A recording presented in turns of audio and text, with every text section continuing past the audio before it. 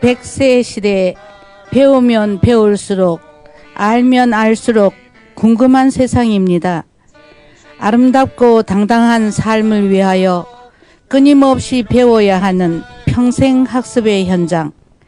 명동 가톨릭회관 522호 한국여성생활연구원에서 만난 멋진 사람들. 정찬남의 평생교육원 지금 시작합니다. 정찬남의 평생교육원 진행자 정찬남입니다. 어서 오세요. 박세윤 센터장님.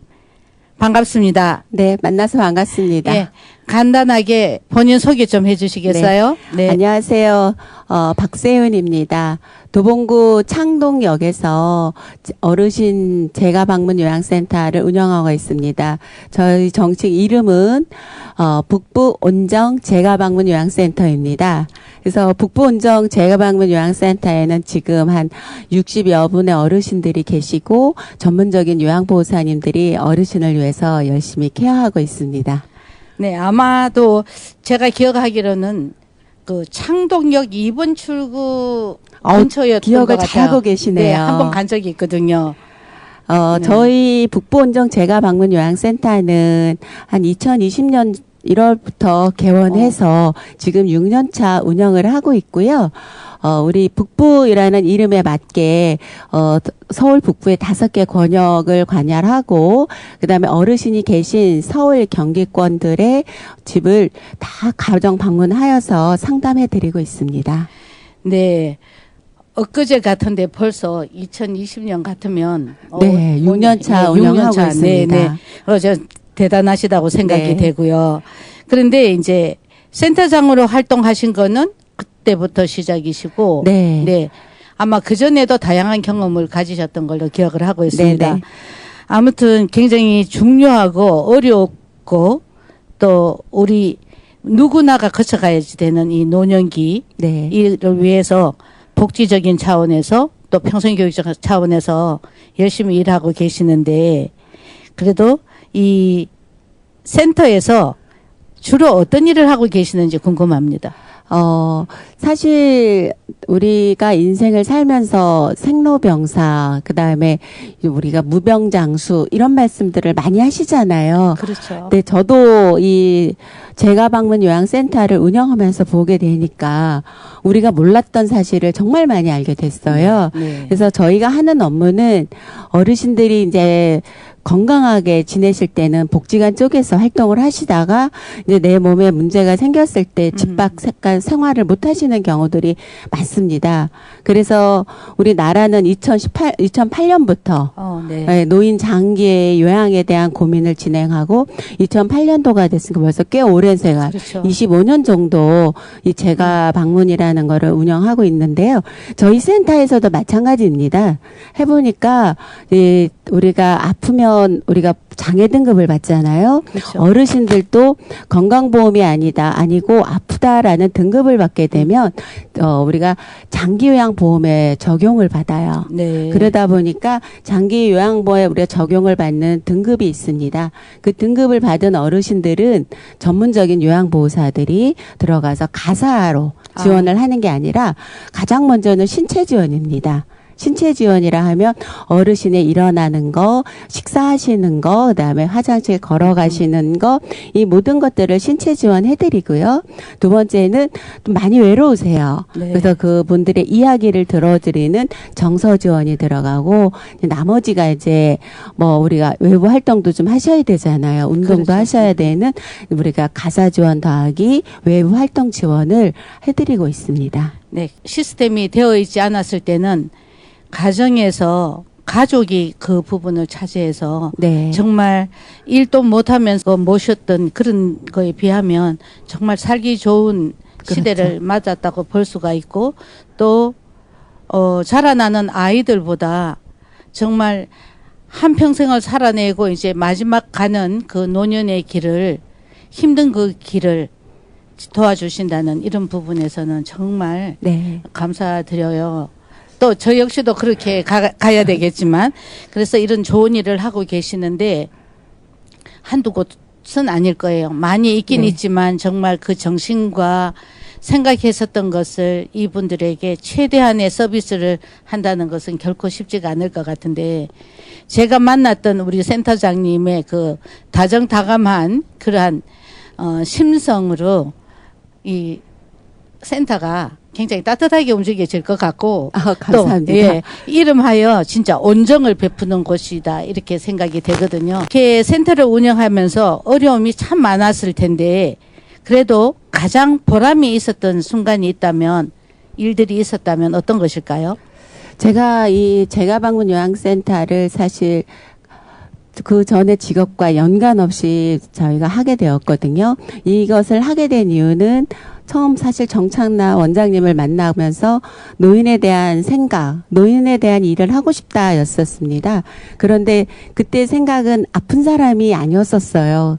근데 일을 하다가 제가 이 센터를 차리고 많은 어르신들을 만나봤는데 가장 안타까운 일은 요양에 대한 부정적인 인식입니다. 네. 그 어르신들이 정말로 걷지도 못하고 힘든데도 불구하고 배우자의 의지만 하고, 아니면 자식한테 의지해서 자식이 연차를 사용하면서 엄마를 병원 모시고 가고 아버님을 병원에 모시고 가고, 그러니까 둘 다 점점 힘들어지는 일을 하고 계신 거예요.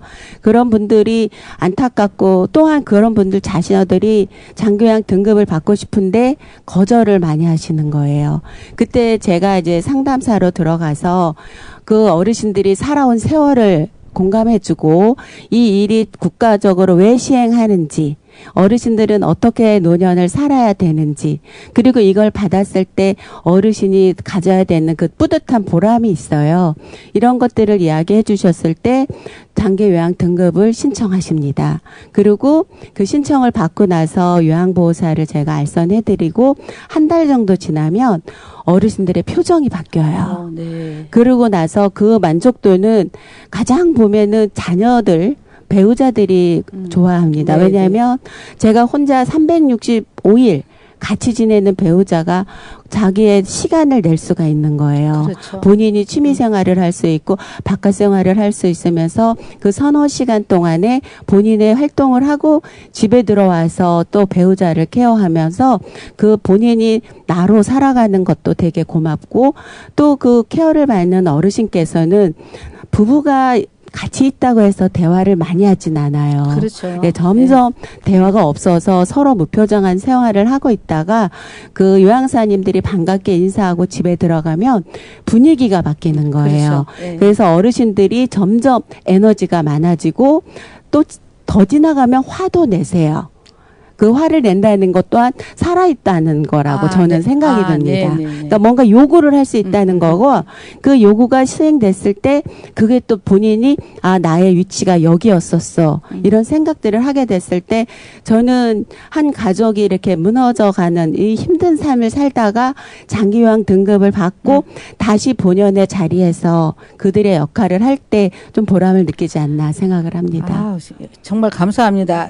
어려웠던 점이라든가 그 보람 있었던 점에 대해서 말씀을 잘 해주셨는데, 정말 누군가가 아니라 정말 센터를 운영하는 분의 그 뭐라고 그럴까요? 가치라든가 철학이 담겨져 있는 기관, 물론 다 그러시리라고 생각을 합니다. 그렇죠. 예, 그러나 정말 어려운 분들 오랫동안 보살펴 드려야지 되기 때문에 그 항구하게 그렇게 하기가 쉽지가 않은데, 네. 그런 마음을 놓치지 않고 이렇게 뜻을 벌써 5년이 넘어서 6년이 들어간다 하니까 정말 대단하다 생각이 됩니다. 네. 정말 감사드리고요. 네. 그 이제 또 한 가지 궁금한 거는, 이제 지금까지 살아온 인생이라는 게 낮서부터 사는 날까지인데, 그래도 가장 잘했다 싶었던 일은 무엇인가요?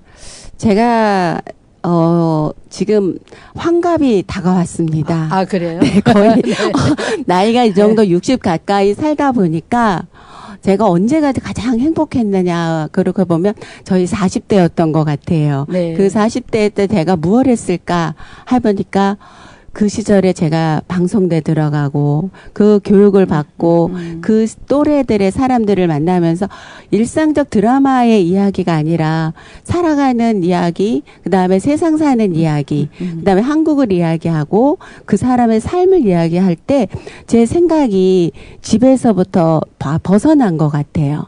그래서 제가 세상을 볼 수 있는 그 환경을 만들어준 그 방송대서부터 저는 제 인생이 바뀌었고 너무 좋다고 생각을 합니다. 그래요. 사실 방송대가 요즘처럼 진짜 원격 교육의 제일 시초이기도 하고 네. 오랜 역사를 가지고 있잖아요. 네네. 정말 처음 시작할 때는 뭐 방송대가 무슨 공부를 하냐 이런 식으로 생각을 했는데 정말 수준인 것까지. 그렇죠. 그리고 또 그 초대 학장을 지내셨던 분이 김종서 박사님이신데 네네. 지금은 계시지 않지만 정말 많은 분들이 거기에 역할을 했고 또 서울대학교에서 그걸 운영을 하시게 됐던 것 같아요. 네. 그러면서 방송대의 그 사회적인 지위라든가 교육 안에서 굉장히 위치가 높아졌고 지금은 모두 다가 꿈을 꾸는 방송대라고 그렇게 생각이 되거든요. 그래서 방송대를 통해서 인생이 바뀌어지시고 네. 그 이제 물론 대학이라는 것 때문에 아니라 그 내 교육 과정을 그렇죠. 통해서 인생이 변화할 수 있었던 시기가 아닌가 이렇게 생각이 됩니다. 그렇게 해서 방송대학에서도 이제 배우면서 네. 그리고 생각에는 그때 방송대 다니면서 또 조금 있다가 또 같이 얘기를 나눠보겠지만 그래도 봉사하면서 또 자기 사업도 있으면서 이렇게 여러 가지로 활동하셨던 걸로 기억이 되거든요. 네.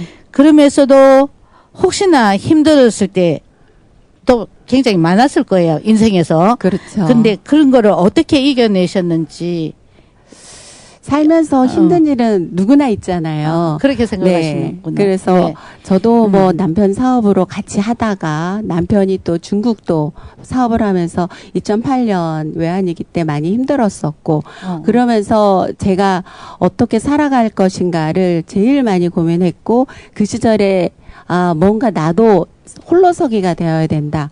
이 생각을 가지고 공부를 하는 걸 시작을 했거든요. 네. 그렇게 하면서 가장 힘들 때가 뭔가 이래 보면은 사람으로 힘든 것 같아요. 돈도 힘들고 네, 그런데 네, 네. 사람이 제일 힘들고 그랬었던 것 같고 그걸 무엇으로 치유했느냐라고 보면 그때도 사람이었던 것 같습니다. 그래요? 제가 가지고 있는 이제 삶의 가치가 하나보다 둘이 낫다입니다. 세상은 절대 혼자 살지 못하고 1등은 좀 외롭다. 이런 마인드로 같이 살아가는 게 좋다. 이런 마인드로 힘들어도 사람을 만나고 좋아도 사람을 만나서 다양한 사람들의 이야기를 듣고 이러면서 제가 세상을 보는 눈 그게 그때 다 만들어진 것 같습니다. 네. 너무 감사드리고요. 어쨌든 고비마다 사람한테 아무도 어려운 고비가 없었다고 볼 수는 없거든요. 그렇죠. 그래도 굉장히 현명하게 잘 해결해 내신 것 같습니다. 그래서 앞으로 꼭 해보고 싶으신 일이 있다면 어떤 것일까요? 꼭 해보고 싶은 일을 구체적으로 생각해 보진 않았어요. 네. 근데 많은 사람들이 교육을 좀 더 해보는 게 어떠냐. 조금 제 어릴 적 꿈도 선생님이었었거든요. 그러셨구나. 그러다 보니까 그쪽을 얘기하는데 사실 처음 시작이 되게 어렵잖아요. 그래서 교육원, 평생교육원, 혼자서 힘들면 같이 하면 어떨까, 뭐 이런 생각은 하고 있는데, 네. 아직 쉽사리 접근하지는 못하고 있습니다. 그러나 꿈입니다. 예, 꿈은 이루어집니다. 아이, 감사합니다. 확실하게 이루어진다고 보고요. 그러면 그 센터에서 네. 이용하시는 보호자들께 네네. 혹시 바라는 것이 있으시다면요? 네. 제가 방문 요양센터를 진행하면서 운영해 오면서 가장 힘든 일은 이 어르신들에 대한 부정적 인식. 제가 노인에 대한 관심을 많이 가졌었던 것도 어머니를, 시부모님을 평생 같이 모셨고 지금도 같이 지내고 계신데 살아가면서 어머니랑 엄청 많이 다퉜습니다. 네. 그 다툰 이유가 서로의 생각이 달랐던 거예요. 저는 어머니를 바꿀 수 있을 줄 알았어요. 안 되더라고요. 근데 지금 또한 이 노인 사업을 하면서 그 어르신들의 생각은 바뀌지 않는다라는 것과 그 보호자들이 그 어르신에 대한 거를 자꾸 바꾸려고 해요. 그리고 그걸 하다 보면서 힘들어지는 걸 보니까 좀 안타깝습니다. 그래서 지금 현재 우리가 어르신들이 건강하시지 않거든요. 뭐 유병 10년 이런 얘기를 하거든요. 이런 거에 있어서 우리는 요양이란 단어를 들으면 나를 요양원에 보내려고 그래? 안 가. 절대 안 돼. 이런 말씀들을 하세요. 그러나 저는 이 요양이 어쩌면은 어르신들한테 이야기 드립니다. 요양은 내가 집에서 노후를 맞이할 수 있는 가장 좋은 방법이다. 내가 힘들 때 누군가에게 케어를 받는 건 당연하다라고 생각을 하는데 그게 배우자나 자녀는 아니라고 생각을 합니다. 전문적인 요양을 받아야 되는데 이 부정적인 사회적 인식이 그거를 좀 뒤로 미루고 있어요. 그래서 주위에서 뭐 제가 방문해서 요양보호사를 사용하시는 어르신들은 만족도가 높기 때문에 주위에 널리 알려드리는데 그거를 아직까지 사용하지 못하고 힘듦에도 불구하고 가족이 그 짐을 떠안는 경우들이 너무 힘들다라고 생각을 합니다. 그래서 요게 물어볼 때가 사실 별로 없어요. 내가 내 부모가 아픈 거를 뭐 누구한테 가서 자랑할 일도 아니고 누구한테 이거를 상담해야 되는가 이런 걸 모른다 그러면 집 근처에 있는 재가센터나 이런 곳에 가서 우리 아버지가 아파요, 엄마가 아파요 해서 어떤 방법이 있는지 그런 것들을 무료 상담해 주니까 그런 것들을 방황해서 조금 집안이 나가 힘든 게 아니라 아버지가 좀 더 편안하게 집에서 오래 계실 수 있게 하는 것이 국가의 정책이고 이 요양에 대한 산업의 전반적인 개념이라는 걸 꼭 이해해 주셨으면 좋겠습니다. 아, 예. 아주 중요한 말씀해 주셔서 네. 감사합니다. 사실은, 누구나 다 가야지 되는 그렇죠. 길이고, 언제 갈지는 아무도 모르는 일이지만, 그래도 마지막 가는 길 안에 편안하고, 그렇죠. 마음의 평화를 누리고, 가족들과, 정말, 그래도 화목한 상태로 유지되는 것이 가장 바람직하다고 생각합니다. 누구나 집에서 나의 삶을 예. 끝내고 싶어 하시잖아요. 그렇죠. 내가 조금 덜 아프고 조금 아파질 때 이 요양에 대한 인식을 좀 전환하셔서 요양원이 아닌 내 집에서 오래 살 수 있는 노인 장기 요양법이거든요. 목적이 65세 어르신이 일상생활을 영위하기 어려울 때 이 장기 요양 등급을 따라서 우리가 집안에서 오래 용료할 수 있는 거. 절대 요양원이 아닙니다. 집에서 오래 살 수 있게끔 해주는 게 장기 요양보험입니다. 아, 예, 감사합니다. 장기 요양 보험. 네. 그리고 제가 네. 요양이 정말 중요하고 그렇죠. 가족과 함께 살아가는 것이 중요하지만 그 차원에 따라서 네. 인식이 본인의 인식도 필요하고 네. 가족들도 이제 왜냐하면 노인 스스로가 나가지를 못하니까 그렇죠. 가족이 굉장히 중요하리라 생각해요. 네, 네. 그래서 조금 힘들더라도 서로 행복할 수 있는 네. 그런 자리를 만드는 것이 중요하다고 생각합니다. 네, 맞습니다. 정말 설명 잘해 주셔서 잘 알아들었습니다. 고맙습니다. 네, 감사합니다. 네. 그러면 혹시 박세윤 센터장님께서 즐겨 들으시는 노래나 듣고 싶은 노래나 아무거나 상관이 없는데 어떠한 노래를 듣고 싶으십니까? 아, 저는 사실 밝은 노래 되게 좋아합니다. 네. 그래서 저 신날 때는 어디에 가도 항상 밝은 노래를 하는데 듣고 싶다. 이렇게 얘기하면은 제 머리에 떠오르는 노래는 한 2가지 정도 되는데 그 중에 이문세의 행복한 사람입니다. 아, 네. 그러면 그 노래를 들어보도록 하겠습니다. 아, 예, 감사합니다. 예, 고맙습니다. 네.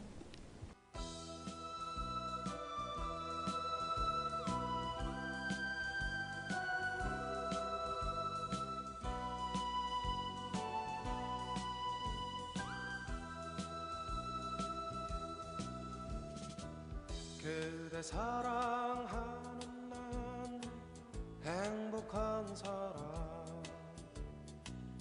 잊혀질 때 잊혀진 대로 그대 사랑 받는 난 행복한 사람 떠나갈 땐 떠나간대도 어두운 창가에 앉아 창밖을 보다가 그대를 생각해보면 나는 정말 행복한 사람. 이 세상에 그 누가 부러울까요? 나는 지금 행복하니까.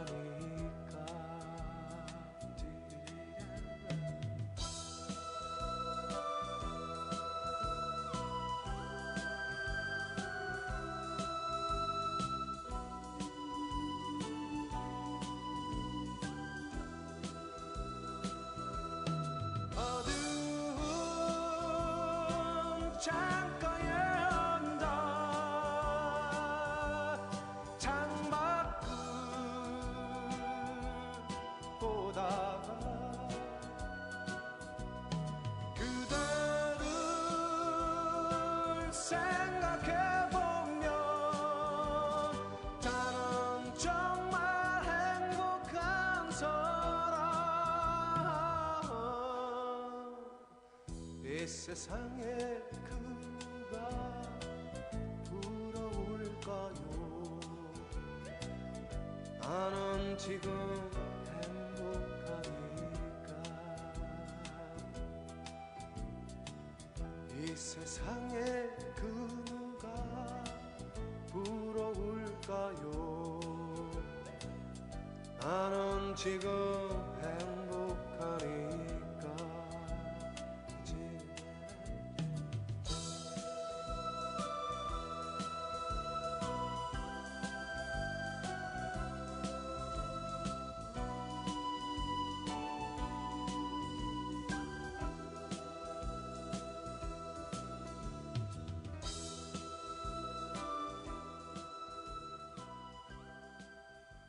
지금 여러분은 마을방송 용산 FM 정찬남의 평생교육원을 듣고 계십니다. 아, 음악 잘 들으셨나요? 아유, 여기서 제가 듣게 돼서 너무 감사합니다. 행복합니다. 아, 예, 저도 들으면서 네. 정말 좋은 노래 선곡해 주셨다고 생각했습니다. 감사드리고요. 네네. 자, 그러면 우리 센터장님, 네. 우리 한국여성생활연구원과는 어떻게 인연을 맺게 되셨는지요? 아, 진짜 재밌는 인연이죠. 네. 제가 방송대 교육을 받으면서 우리가 공개 수업을 할 때 원장님이 외부 강사로 오셨었잖아요. 근데 네. 그때 그 어르신들이 여성생활연구원에서 교육을 받고 다양한 활동을 하신다 그러셔서 전 사실 솔직히는 실습처를 알아볼 목적이었거든요. 아, 그러셨군요. 그래서 그쪽에서 얘기를 듣고 말씀을 드렸더니 한번 명동에 와봐라 말씀을 하셔서 갔는데 저를 기억하지 못하셨어요. 아, 그래서요. 미안합니다. 저희는 이제 안 될 것 같아요라고 얘기했는데 네. 제가 그 전에 사전 답사를 다 여성생활연구원을 홈페이지를 다 열어봤었어요. 아, 그러셨어요? 근데 한 2년 정도 운영이 안 되고 있더라고요. 홈페이지가. 네네. 연구원이 운영 안 된 건 아니죠? 홈페이지가 안 홈페이지가 됐습니다. 안 네, 자, 네. 자, 오류가 있을 뻔했습니다. 네, 그래서 네, 네. 그때 제가 정교사 이런 자격증은 없지만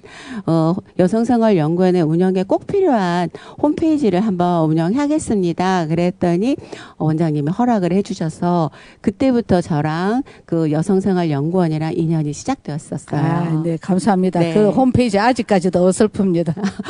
사실 제가 지금까지 꾸준히 했어야 되는데 저도 제가 제 사업한다고 나와서 사실 자주 못하다 보니까 홈페이지 들어갈 때마다 미안한 마음이 들어요. 아, 괜찮아요. 네. 괜찮고 감사드리고 네. 어쨌든 그런 인연으로 우리가 만났고 네. 방송대에서 전공을 평생교육사를 예, 평생교육 하셨고, 네네.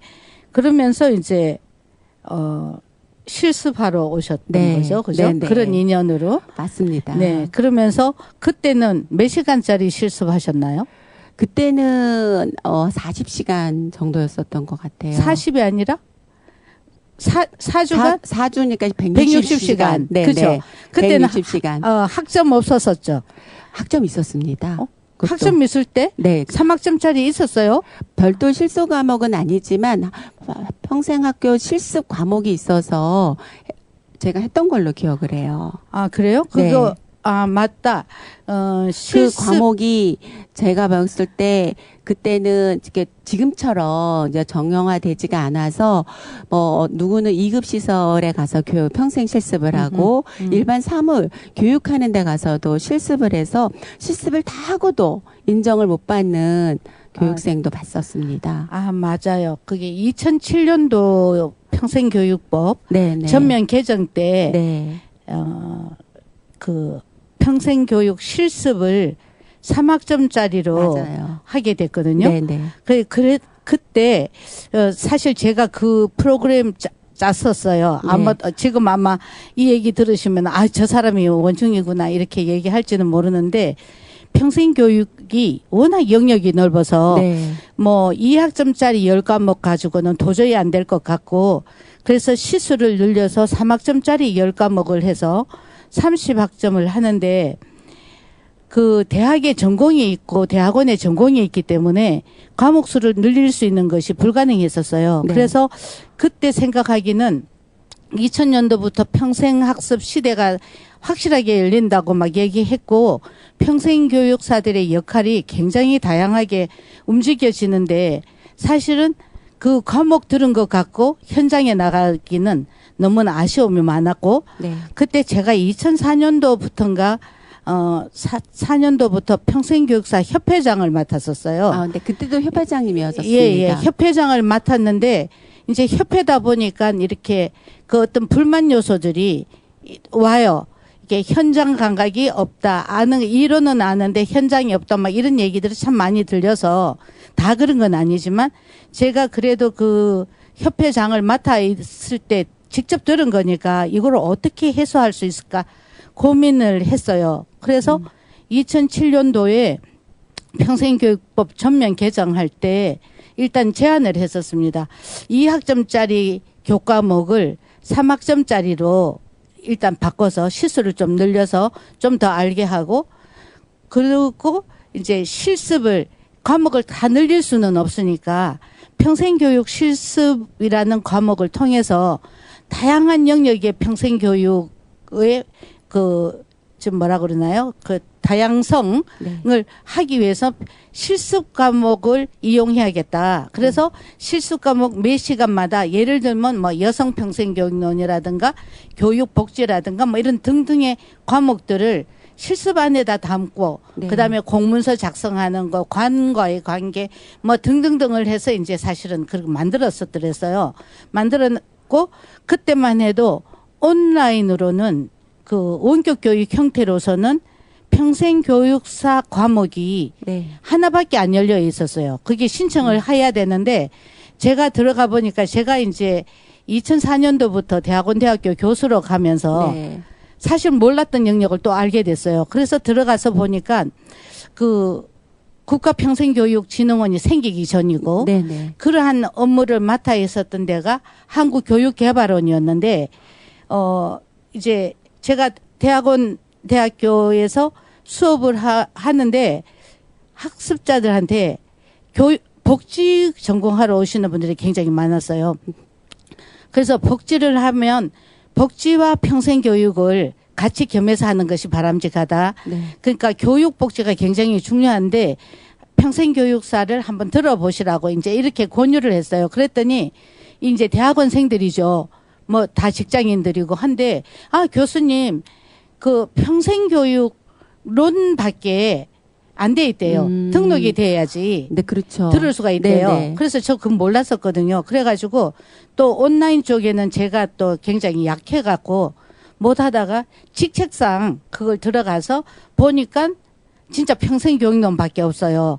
그래서 이거 왜 평생교육론밖에 없냐고. 이거 평생학습 시대에 평생교육사 양성을 많이 해야 되는데 그러면서 이제 한국교육개발원의 담당자 찾아가가지고 얘기하니까 안 된대요. 교육 이름 붙은 거는 안 된대. 그래서 왜 안 되냐. 이제 이렇게 막 하다가 그러면 뭐 몇 개 대학하고 저기 신청서를 내야지 된대요. 그래서 그 9과목을 그 교과 과정표를 짜서 일단 내가지고 그게 승인이 떨어져서 네. 2007년부터는 온라인으로 이제 듣게는 됐어요. 아, 그러셨군요. 듣게 된데 이제 실습 얘기를 하면서 하는 얘기는 실습 과목이 그냥 딱 현장 실습하는 것이 아니라 그 다른 과목에서 녹여내지 못했던 어떤 부분들을 할 수 있게 해주는 거로 사실 플랜을 짰어요. 그랬는데 2004년도 7년 전에 이게 다 해가지고 한국교육개발원에 이게 안이 들어가 있는데 이게 평생학습 시대에 평생교육을 담당하는 전담기구가 없어서는 안 된다. 뭐 진흥원 같은 게 막 필요하다. 막 이래가지고 법을 이제 하려고 보니까 법안에 그게 들어가 있는 게 없어서 전면 개정을 해서 할 때 평생교육사 그 10과목에 30학점 그다음에 실습 3학점 네. 그렇게 했어요. 맞아요. 그렇게 하다 보니까 교과 과목으로 들어가 버리게 됐고 한국교육개발원에 냈었던 이런 것들이 평생교육진흥원이 생기면서 이렇게 제대로 전달이 또 안 돼지고 해서 굉장한 좀 혼란이 있었었고 네. 그다음에 원격 교육이 활성화되는 게 방송대 하나밖에 없었었는데 많은 평생교육원들이 생기기 네네. 시작했어요. 온라인, 오프라인 다. 네, 맞아요. 이제 그렇게 되면서 평생교육사에 대한 수요도 늘어나게 되고 또 학부로 방송대에서 공부하시는 분들이 이제 사회복지사도 딸 수 있고 평생교육사도 딸 수 있고 보육사도 딸 수 있고 뭐 그 다 국가 자격이니까 네네. 굉장히 그런 것을 내걸고 많은 센터들이 움직였는데 그러다 보니까 또 문제점도 좀 있긴 있었어요. 그래서 구법에 해당되는 사람은 기관에 가서 실습만 하면 되는데 84년부터 실습을 했거든요, 저희들이. 네네. 그랬을 때 그때는 160시간.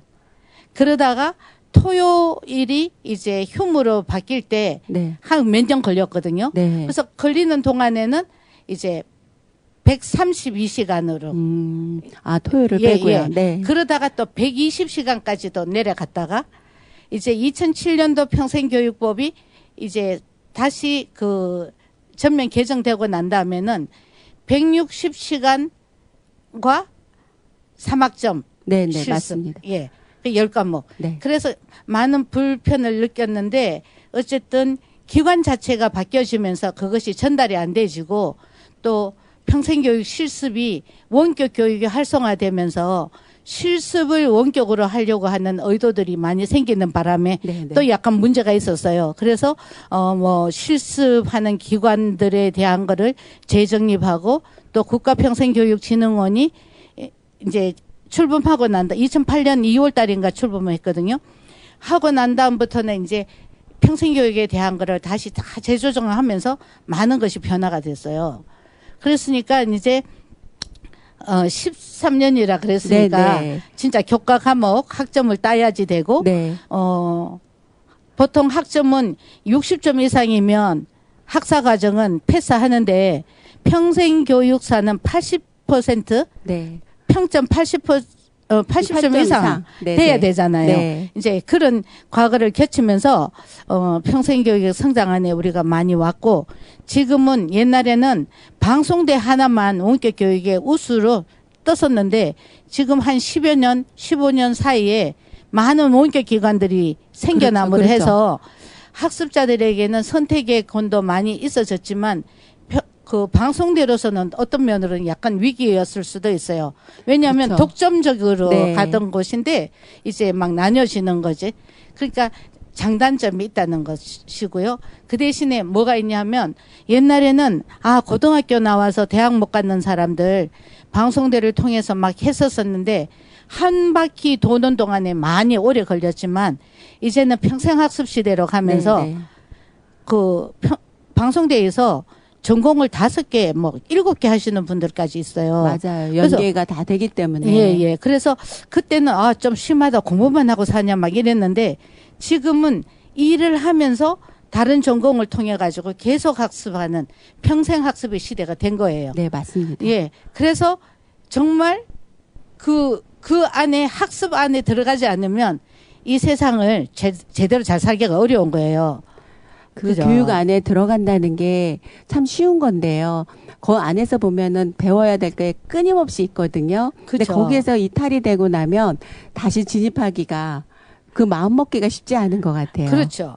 그러니까 처음 시작할 때 뭐 40대 이때 내가 하고 싶었던 그때 하고 네. 그래도 그때 길을 알아놓은 것이 있기 때문에 지금 또 다른 길을 또 찾아갈 수 있고 그렇죠. 그때 힘을 받은 것 같고 내가 지금 일을 할 수 있는 거고 그죠? 네, 네. 내가 살 수 있는 거고 그렇죠. 이래서 정말 평생 교육은 정말 중요하다 이렇게 생각하고 저도 지금까지 그냥 틈만 나면 모르는 게 너무 많아요. 저 처음에 잘 모르고 돌아다닐 때는 아 내가 이거 전공했으니까 이거 난 안다 생각하고 막 떠들고 돌아다녔는데 이제 살다 보니까 너무 제한적으로 알고 있어서 그리고 일상생활 안에 있는 거를 모르는 게 너무 많은 거예요. 네네. 그래서 요즘은 학습을 이제 계속 학습을 하고 있는 거죠. 아, 항상 존경스럽습니다. 아니요. 존경이 아니라 우리 모든 사람들이 왜냐하면 세상이 너무 바뀌어서 빠르게 변하고 있죠. 예, 변하기도 하고 학과 교과 내용도 많이 바뀌었고 네. 우리가 살아갈 것이 너무 달라지기 때문에 정말 학습을 하지 않으면 좀 뭐라 그럴까요? 바람직한 삶을 살기가 어렵다. 네. 너무 고착돼 버리면 어느 때까지는 내가 서 있는데 어느 때부터는 자신이 없어져서 네. 그냥 주저앉아 버리는데 그게 노년기가 아닌가 이래 싶거든요. 아, 맞습니다. 네. 체력이 떨어지니까 배움의 욕구도 같이 떨어지고 있는 것 같아요. 그렇죠. 그래도 방송대 공부하고 난 다음에 그것도 평소에 그 원래 방송대가 대학밖에 없었는데 네. 대학원이 생겼어요. 처음에 맞아요. 이상하다 생각했지만 네. 대학원이 여러 영역이 생겼는데 평생교육 쪽이 아마 제일 빨리 됐었을 거예요. 제가 잘 모르지만. 저도 방송대를 이제 졸업하면서 그 교육의 연장으로 방송대학원을 했었거든요. 네. 근데 다른 데는 한 소수의 정원으로 그 진행이 됐던데 거긴 온라인이다 보니까 특수한 상으로 50여 명이 저의 동기였어요. 네. 그 50여 명의 동기 중에 제가 교수님한테 들은 바로는 사회복지 쪽 분야의 평생교육, 네. 현장에서 기업에서의 평생교육, 학교 안에서의 평생교육, 일반 민간들의 평생교육, 네. 거기에 방송대 사람들의 열망의 평생교육, 이러면서 5개의 카테고리로 대학원이 운영이 된다라는 얘기를 듣고 그 50여 분을 만나봤을 땐 정말 삶의 여유와 교육을 어떻게 해야 되는가 이런 것들을 많이 알게 된 교육보다는 그런 쪽을 더 많이 알게 된 그렇죠. 저는 그랬습니다. 그러니까 이제 학부가 보통 학생들이 그 어린 나이에 대학 들어갔던가 하고 성인들이 그 그러니까 오픈 유니버시티거든요. 네네, 그 맞습니다. 개방대학이거든요. 네.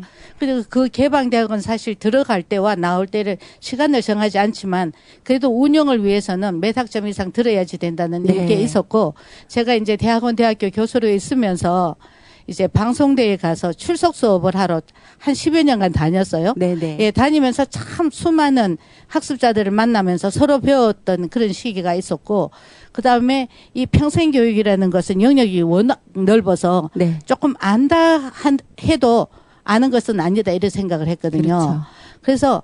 그래서 그렇게 배운 사람도 막 뭐가 모자라 갖고 더 배워야 된다고 하는데 사실 전혀 배우지 않으신 분들은 꿈도 못 꾸는 거, 시작도 못 하는 거. 어려워서 그죠? 그래요. 그래도 고등학교까지 나와갖고 대학의 문턱이 못 갖는 분들이 너무 많고 여성들은 더 네네. 많았고 그죠?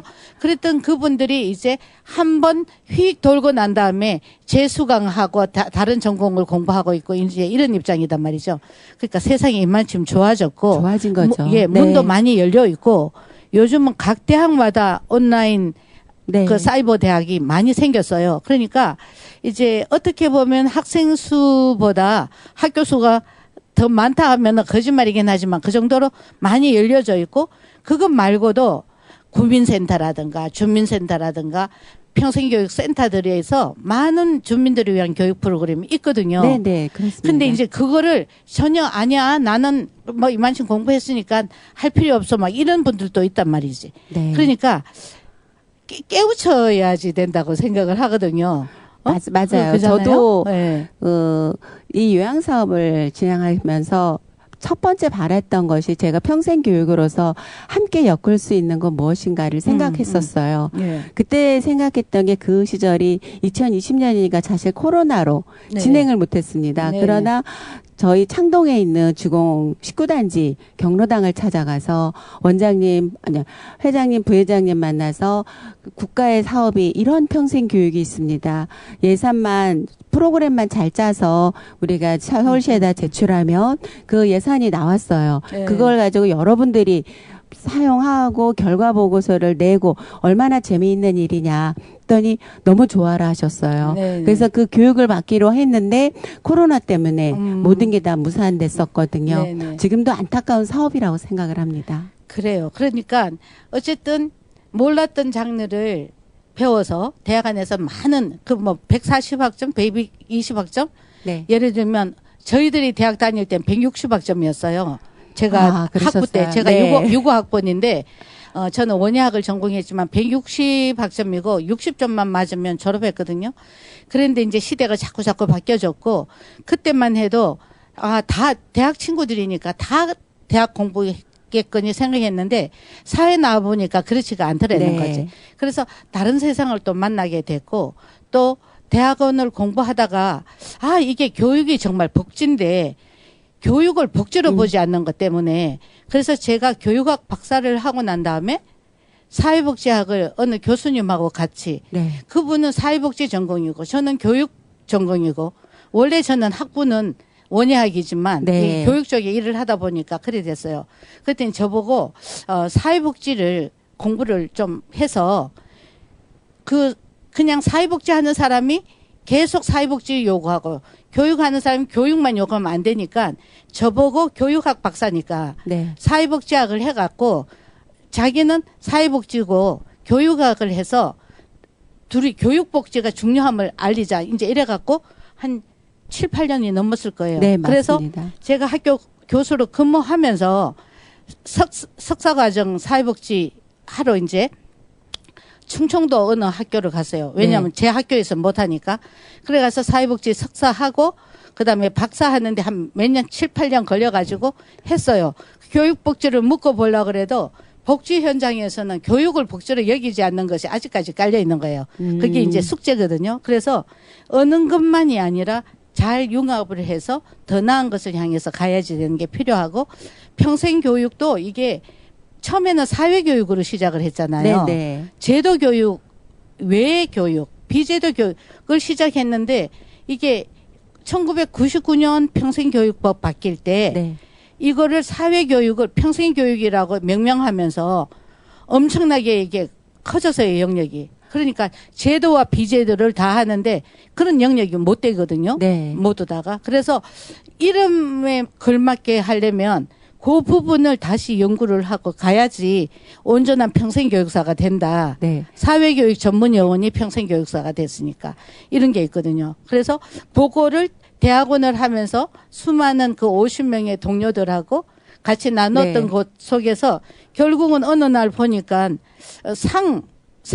그 있잖아요. 사업을, 네. 상 사업 한다고 그래서, 무슨 상이지? 생각했는데, 상도 있고 상도 있는데, 다양한 상, 그렇죠. 식탁에 관계되는 거, 안방의 둥근 상, 이런 거를 취급한다 그래서, 사업가구나 생각을 했는데, 어느 날 공부를 하더니, 또 언제 보니까는 북부 여성 발전센터에 가 있더라고요. 맞아요. 그래서. 저희 평생교육 어. 안에는 직업 상담도 있거든요. 그렇죠, 그래서 그렇죠. 식업 상담사 자격증을 학교 다니면서 취득을 해서 농안에 넣어놨었는데 2008년 그때가 저희가 가장 힘들었었다 그랬잖아요. 네. 그리고 세월이 지나면서 공부를 하고 저는 늘 멘토가 있어요. 원장님도 멘토시지만 그 멘토분이 저한테 이쪽 길로 가도 잘할 것 같다. 그래서 홀로서기가 직업 상담사로 서울 노원구에 있는 북부여성발전센터에서 가장 올드한 50의 신입생으로 들어가서 네. 많은 성과를 내고 4년 동안 근무를 했었습니다. 그러니까 그러더니 어느 날 그날 또 제가 네. 요양센터 또 하시게 되는데 그러니까 사람의 삶이라는 거는 끊임없이 가는 거예요. 네. 본인이 더 잘 알 수 있고. 그렇죠. 예. 그렇다고 언제나 뭐 힘차게 뭔가를 계속 할 수 있는 건 아니고 네. 어느 때가 되면 지금 도와주던 분들, 네. 나도 도움을 받고 살 사람이니까 네, 네. 이런 거를 전혀 이제 생각하면서 우리가 이 사회 안에 그래도 거름 역할 아니면은 그런 부분을 조금 해야 되지 않나 이런 생각해요. 아, 너무 그런 생각을 해보는데 그렇다면 여성생활연구원에서 네. 참 많은 사람을 만났습니다. 그러죠. 네. 제가 처음에는 실습이 목적이었었다 그랬었잖아요. 그러다가 봉사로 가야 된다. 그래서 실습 이후에 한 3년 이상 이제 네, 네. 안에서 일주일 우리 매주 목요일 저녁마다 네, 프로그램을 하면서 정말 많은 이제 교육생, 그다음에 실습생, 그다음에 강사님, 박사님, 어딘가에서 평생 교육을 이수하기 오신 정말 경험 많은 선생님들을 만나는 게 저한테는 아까 사람이라고 그랬었잖아요. 네, 삶의 네, 네. 가치가. 그러면서 그 사람들의 삶이 저보다 연배가 있으신 분, 저보다 연배가 어리신 분, 이런 모든 분들이 살아가는 방향은 거의 비슷하더라고요. 그래서 그분들이 지금도 제가 센터를 운영하는 데 있어서 큰 도움을 받고 도움을 줍니다. 서로가 모르는 영역에서 그 이야기를 하고 그다음에 제 영역에 들어와서 소개도 시켜주고. 그래서 이 사업도 보면 어떤 인연이에요. 그렇죠. 인연이 인연으로 이제 끌고 나가는 사업이라서 여성생활연구원은 저한테는 모교 같은 곳이죠. 아, 네, 감사합니다. 사실은 서로 배워놓은 것이고 네. 조금은 그 뭐라 그럴까 별로 특별하게 드러나는 것은 아니지만 저희들이 처음 시작할 때는 네. 여성이라는 것이 가정에만 너무나 국한되어 있었거든요. 네. 제가 78년에 이 일을 시작했었을 때는 가정주부로서의 여성, 또 어머니로서의 여성, 그리고 여성은 바깥에 나가면 안 되는 거 이렇게 생각했었는데 막상 사회에 나와 보니까 네. 세상은 다 바뀌고 있는데 네. 이 여성의 역할이 바뀌어야지 된다 하는 의미에서 그냥 아무것도 모르면서 그 여성 생활 교실을 운영을 하다가 아, 이게 아니다. 여성에 대해서 연구 좀 해야 되겠다 해서 연구로 시작을 해서 몇 년을 하면서 여성 프로그램을 했는데 어느 날 보니까 국가에서 여성을 위한 그 센터가 만들어진 거예요. 네. 네. 그게 이제 옛날에 이름은 여성개발원이었어요. 네. 몰랐었죠. 네. 그랬는데 제가 일을 시작하고 한 7년 뒤인가? 제가 78년에 시작했는데 여기가 80 몇 년도에 국가에서 지원하는 전문가들이 들어와 갖고 여성 개발원을 운영을 했어요. 그때 제가 여성 생활 연구원을 만들었는데 진짜 어디 뗄 수가 없죠. 네, 그 뭐 네. 혼자 뜻있는 사람 모아갖고 볼런티어로 이렇게 일을 해서 그래서 그때 연구는 일단 접었어요. 아, 저기 연구 전문기관 생겼으니까 나는 그냥 여성에 필요한 교육이나 필요한 거 하자 이렇게 생각했는데 이름이라는 건 한번 지어놓으면 바꿀 수가 없잖아요. 잘. 네. 그래서 그냥 그 이름으로 왜 너는 연구원이라 해놔놓고 연구는 안 하냐? 했는데 그냥 실천하는 쪽으로 갔어요. 그러나 이제 뭐 내후년 되면 50년이 되는데 네. 아 정말 그야말로 50년의 세월의 것을 한번 그러게요. 녹여내는 것을 해야겠다고 저보다도 주변 사람들이 더 얘기를 해서 이제 연구 그동안에 있는 것을 모아보는 시기가 됐어요. 그래서 올해가 가장 큰 해가 되겠네요. 그렇죠. 반백년이죠. 네네. 반백년인데 이런 긴 세월 안에 뭐 뚜렷한 목표도 없지만 어쨌든 한 세상 제가 굉장히 중요하고 제가 이 세상에 한번 태어나서 사는 날까지 네.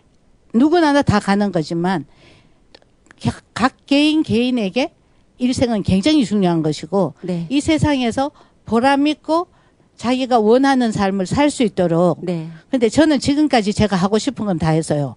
그게 대단하신 것 같으세요. 근데 물론 꿈도 안 꿨어요. 뭐 돈 벌거나 이런 생각은 안 했고 이거를 하면 돈에 대해서 쪼달릴 것이다. 막 이렇게 생각을 하면서도 간신히 지금까지는 살아있는 것이 그래도 뜻이 있는 곳이기 때문에 길이 있고 또 제 혼자가 아니라 너무나 많은 분들이 지켜봐주고 네. 은근히 밀어주고 지금 지켜주고 있다 이런 생각을 해요. 네네. 하느님서부터 시작해서 그렇죠. 주변에 우리 만나는 이런 평생교육사들 이런 분들이 함께 하고 있기 때문에 이거는 개인의 소유가 아니라 정말 이렇게 자그마한 그냥 남이 보면 제 생각에는 이게 바람직하다고 생각하는데 바람직한 게 쉽지는 않고 어렵긴 하지만 요렇게 주변에 잘 살아가는 사람들이 있다면 네. 아, 좋은 세상 될 것 같다. 막 이런 생각에 그냥 천방지축이라 그러잖아요. 네, 네. 그냥 아, 이거 좋겠다. 이거 옳겠다. 생각하면 그냥 뛰어들어서 지금 해보는 거고 힘 닿는 데까지 이런 입장이에요. 많은 실습생들이 다녀갔지만 아직까지도 원장님을 뛰어넘을 그 열정을 가지신 분들은 많이 못 봤을 것 같고요.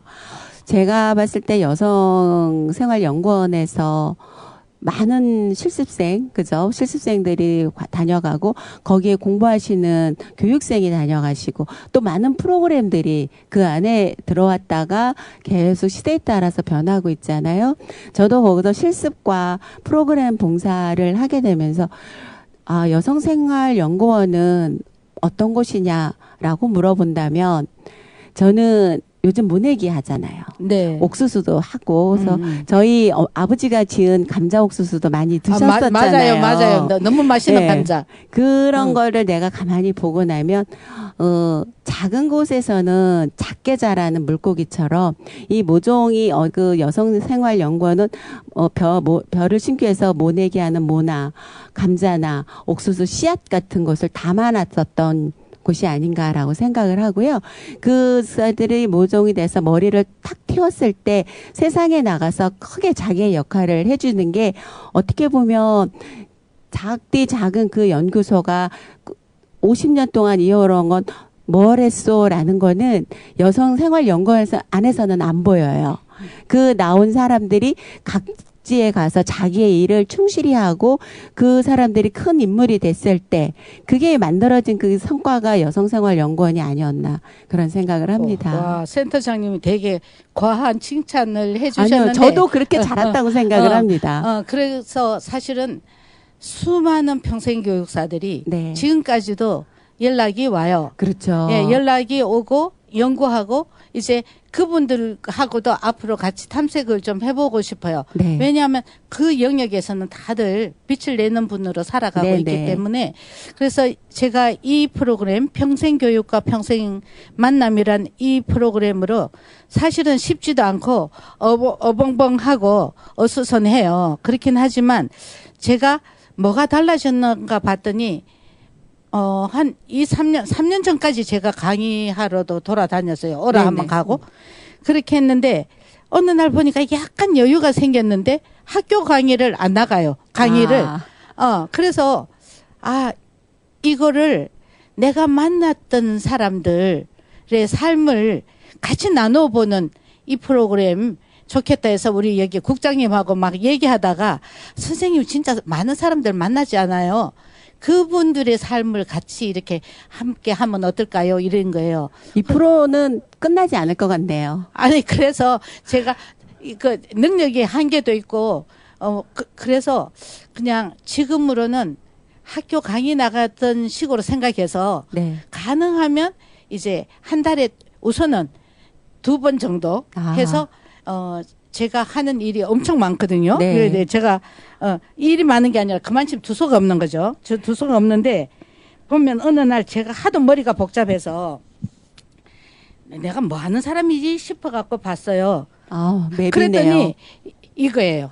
세상에. 제가 관계하고 있던 일, 있었던 일 이거를 제대로 그리지는 못했지만 도대체 몇 개인지 셀 수가 없네요. 셀 수가 없어요. 네. 그런데 끝나는 일은 없고 네. 있었던 일이지만 언제 또 시작할 수도 있고 없었던 일이지만은 또 할 수도 있는데 내가 왜 이렇게 복잡하게 살지 싶어서 뭐 하고 있나 싶어서 봤더니 이만치 많은 거예요. 네. 그래서 이 얘기는 이것보다는 이것과 함께하는 요 영역과 함께하는 분들의 얘기를 네, 네. 같이 나누고 싶다는 이런 생각에 정말 다양한 분야의 다양한 사람이 평생교육 안에 계신 거잖아요. 그렇죠. 평생교육안에. 네. 그리고 정말 문예교육서부터 대학원까지 전부 다 했는 정말 무에서 유를 왔다 갔다 하면서 갈등도 많이 느꼈지만 그래도 너무 많은 것을 받았다.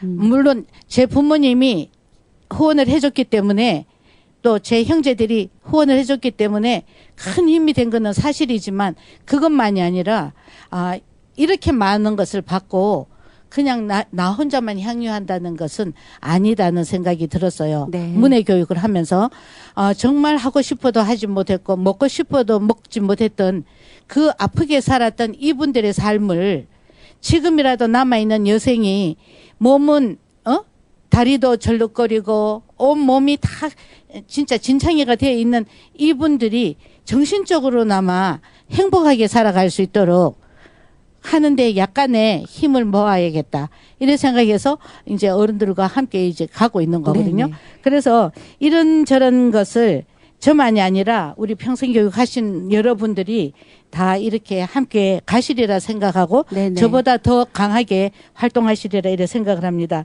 그래서 정말 잘했다 싶었던 그 센터장님의 역할, 그 다음에 우리가 앞으로 또 만나내야지 되는 여러 가지 일들을 생각하면서 오늘 먼 시간, 네.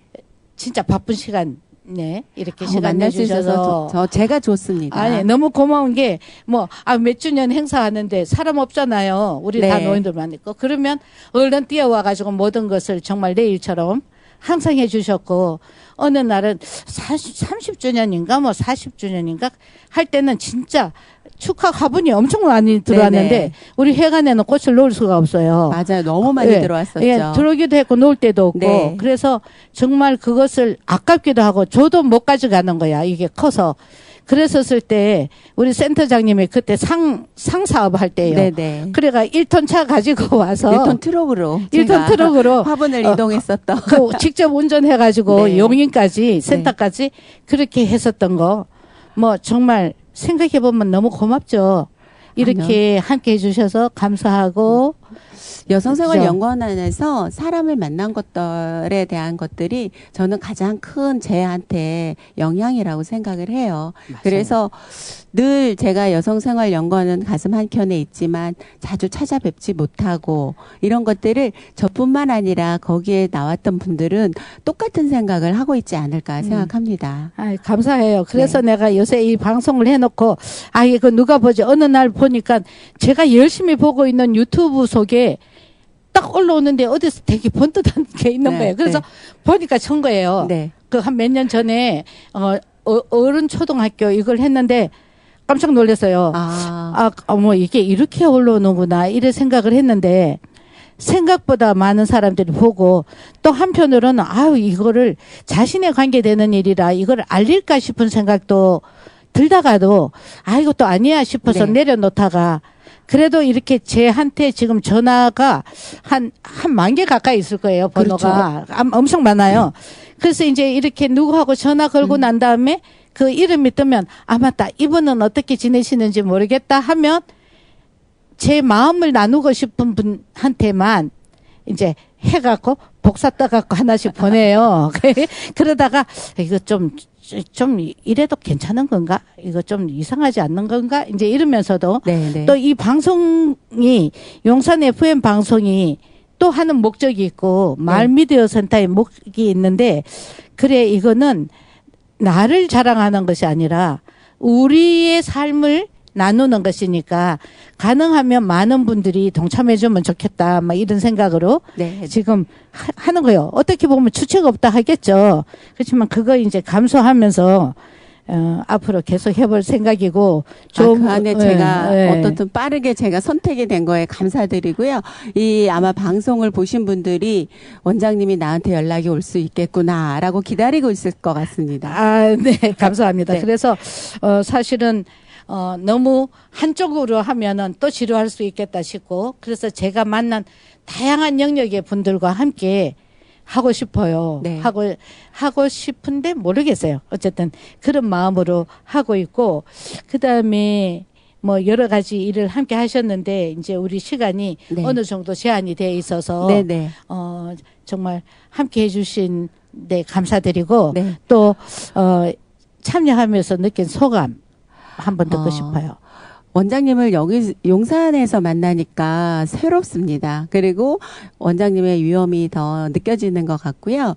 그래서 또 제가 여기 오면서 아 용산 이러면서 용산구에 재가센터는 몇 개나 될까 예. 검색을 해봤더니 한 150개 가까이 되네요. 아, 그렇게 많아요? 네, 우와. 저희 도봉구는 250개 가까이 됩니다. 250개. 네, 그래서 재가센터가 이러지만 관심을 갖고 보면 집주위 가까이 제가 방문 요양센터가 보일 거예요. 네, 네, 그래서 여기 용산구가 아직 도봉구처럼 노인이 많지는 않은가 보다 이런 생각을 하지만 노인은 어디에나 있고 네. 그렇죠. 그래서 제가 용산 여기 FM 방송에 오면서 제가 원장님하고 또 앞으로 제가 용산 FM에 또 올 수 있잖아요. 그렇죠. 어떤 일로 또 올 수 네, 있을 네. 때, 좀 더 용산구하고 제가 협업할 수 있거나 아니면 원장님하고 협업할 수 있는 게 있으면 좋겠다 해서 저를 한번 돌아볼 수 있는 좋은 계기가 되었습니다. 아이고, 감사합니다. 센터장님이 말씀을 너무 잘하셔가지고, 아니, 정말 감사드리고요.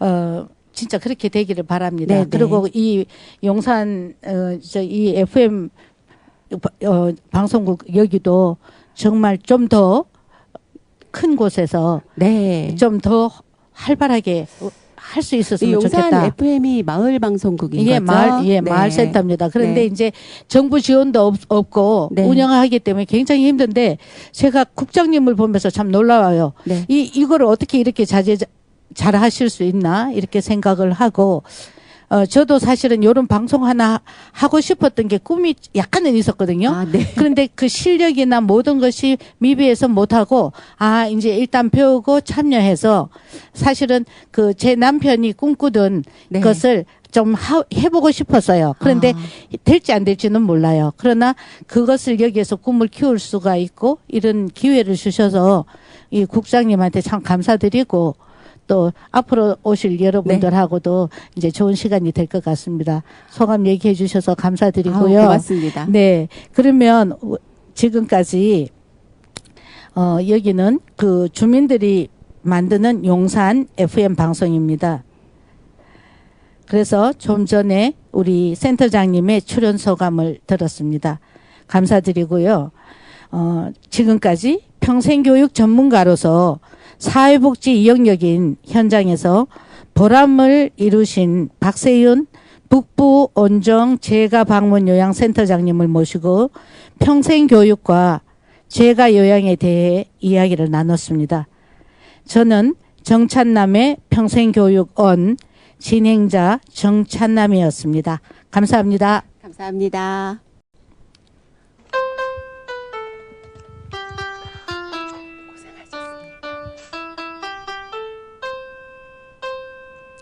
아름다운 세상에서 활기차고 의미 있게 살아내는 것은 생명에 대한 책무입니다.